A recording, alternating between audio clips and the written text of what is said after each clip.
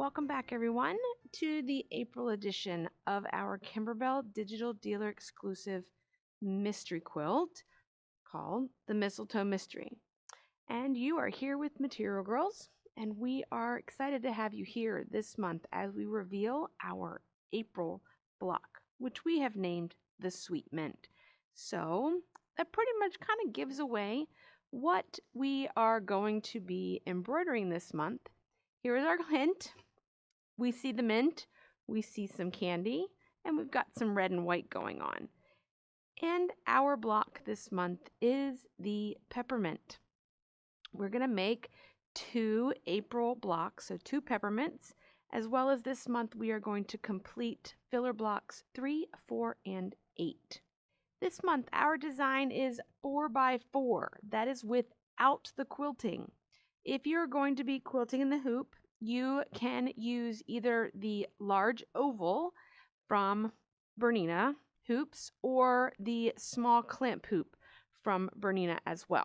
So either one of those will work with the project this month for the peppermint portion. And we'll talk about the quilting ones, the filler blocks, in a little bit. We're going to need some wash away topping, which was in your fabric kit, your embellishment kit for the month.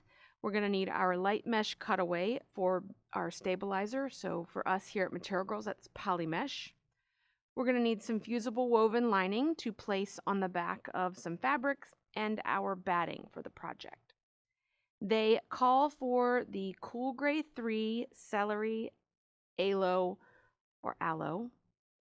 Blush and taffy. I will tell you, I did not use Cool Gray 3. I didn't want to use a light gray on this design. I'd rather it had been white up on my peppermint, so I opted to do white instead of the cool gray that they asked for in this particular design.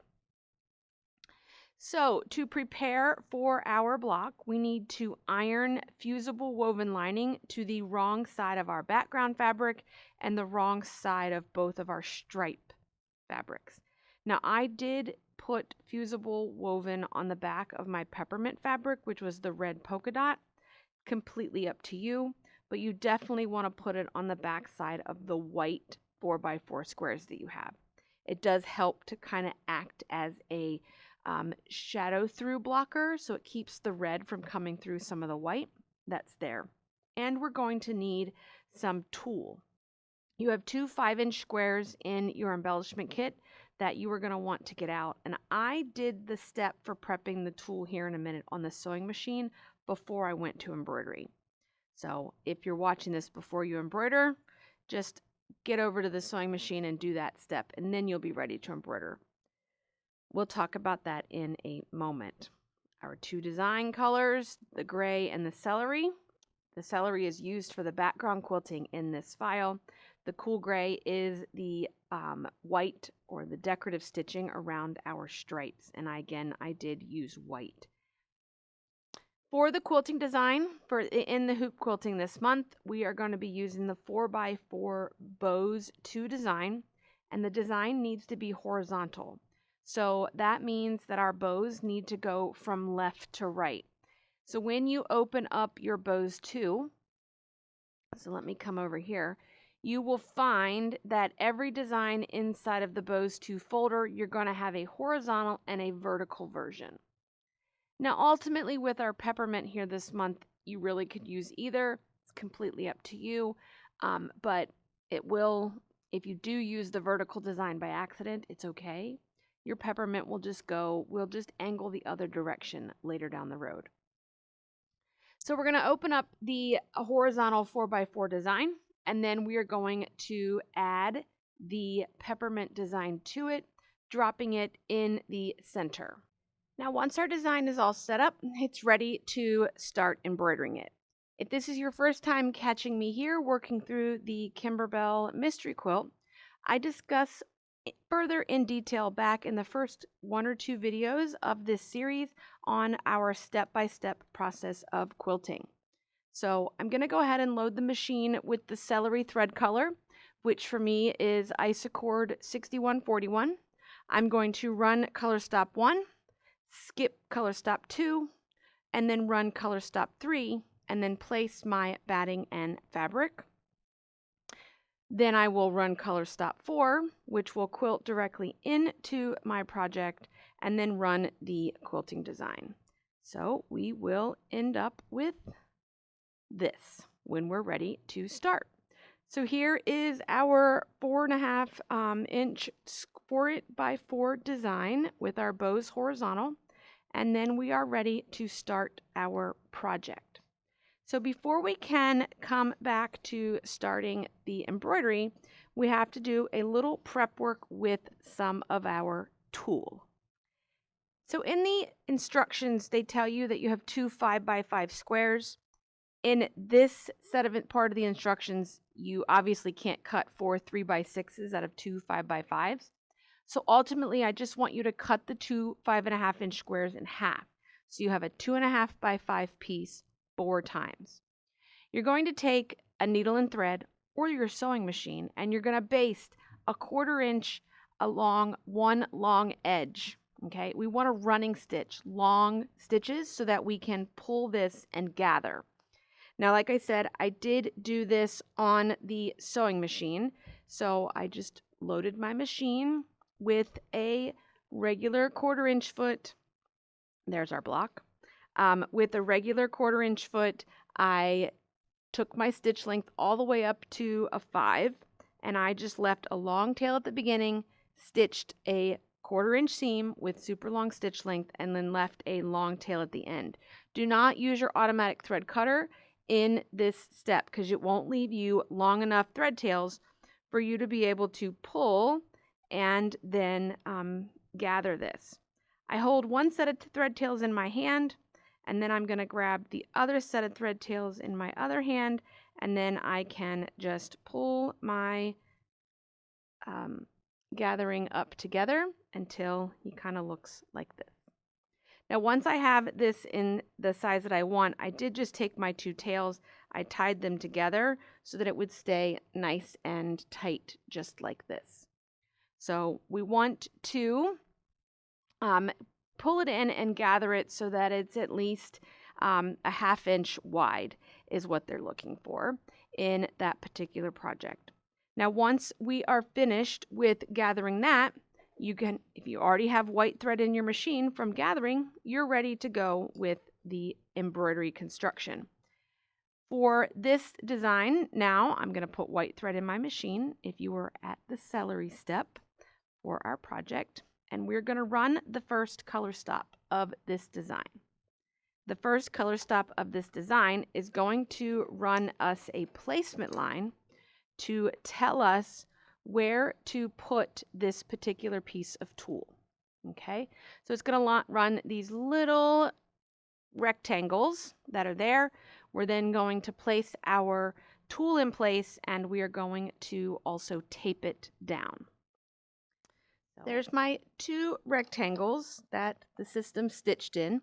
We're going to take this over to the table, and we're going to place our tulle over top of those rectangles. So we have these little rectangles. We're going to take our little candy wrapper tulle puffy thing that we've created. I kind of squish it together, and I'm going to place it so that the raw edge is pointing towards the middle, and I'm going to put that stitching that I did to gather right inside that box, and then I'm going to tape this in place. Okay. I don't really want to tape too close to where it's planning to stitch. The system is going to stitch a zigzag right over top of that rectangle that's there.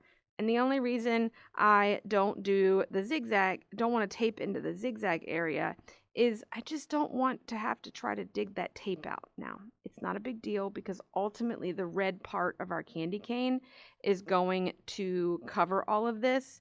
So there is not a big deal if you get a little bit extra in the middle or get it taped over. Once everything's taped, I'm going to return it to the machine, and we're going to run the color stop that's going to stitch this candy wrapper down in place. There is one thing that for Bernina's, that I would watch for, and that is going to be a function called thread away. We have to be careful when we have these pieces that are, loose, that the foot can swipe away and come back onto. So unless you're going to stand there and watch it and try to catch it as quick as you can, I would recommend turning off thread away for this portion of the design, or just for the whole design at this point. You can just turn it off. It's not going to hurt anything.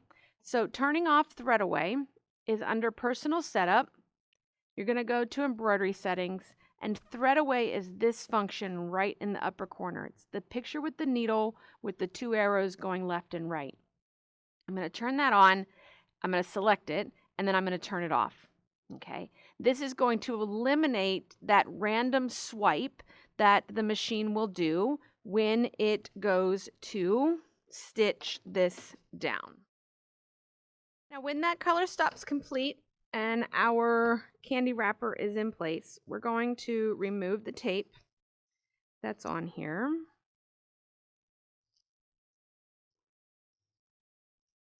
I'm going to trim these thread tails that are here from what I use to gather with. And then I'm going to get the piece of wash away topping. So here's our wash away topping, and I'm going to place it on top of my design so that it is covering the wrapper. Okay, we want to cover the tool. This is going to protect the machine or protect the tool from getting caught in the pressure foot, as well as protect it from you accidentally cutting it when we go to trim our applique in a moment. Okay, so you do want to tape it all the way around. Once we have it taped in place, we are going to return it back to the machine, and we're going to work through the steps of appliquing the red fabric. So we're going to run the placement line. You're going to tear away the topping from the inside of the circle. Now, this is pretty optional. I don't think it has to really be torn away. It's water soluble. If you ever wash this quilt, which I doubt you will, it'll disappear, and if not, it just stays there. You're going to end up stitching all inside of it, so it's completely up to you. Just be very cautious that when you do tear away from inside that circle, that you don't accidentally tear away from the outside of the circle, because that's ultimately the most important part, is for it to be on the outside. We're going to then put the fabric right side up, tack the fabric down, and then trim close to the edge, not cutting the wash away topping that's on the underside. We are tacked down. We're going to very carefully cut between the fabric, the wash away topping, and the fabric. We're going to cut the excess red away. I'm not going to cut the wash away topping that's underneath. When your fabric is trimmed, we are going to come back over to the machine, still staying in that same white thread or cool gray, depending on what you've chosen to use. And we're going to run the placement line for our stripes. We're going to place our stripe fabric right side up, tack it down, trim the fabric close to the edge of that tack down, and then return it to the machine and run the decorative cover stitch.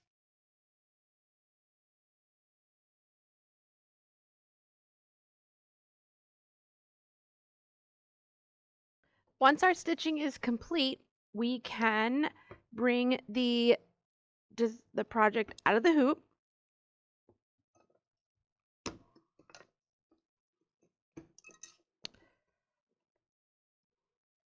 And for those of you with small or medium clamp hoops, we now have a clamp hoop remover. I don't have one down here in the studio yet to help get those off for you. The clamp remover comes standard with the new medium border clamp hoop, but if you don't plan on getting that hoop or only have the squares, you can buy just the clamp remover now. Once you have your design is finished, you can carefully tear off the remaining water topping, as well as remove any of the remaining tape. Careful not to grab onto any of your tool, and your design is complete. And you're going to repeat this process to make a second one. Once you have both of them made, or while the second one is being made, you can take the one you just completed and we're going to trim it up to a 4.5-inch square.